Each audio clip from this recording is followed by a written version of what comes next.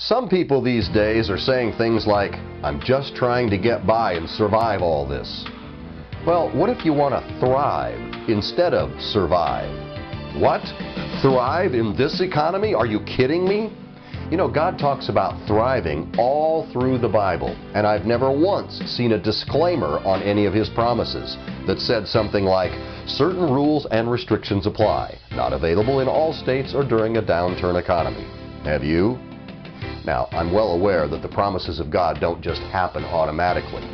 Yes, God is more than willing and able to do all that He's promised, and He has a great desire to fulfill all of His promises. But you need to do your part.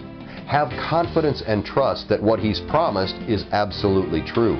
Be convinced that He's willing and able to do it just for you because He loves you.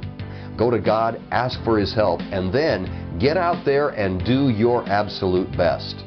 That's how you will bring the promises of God into your life so that you can thrive. Thanks for watching this video. If you have a comment, please go ahead and type it in below. Have a great day.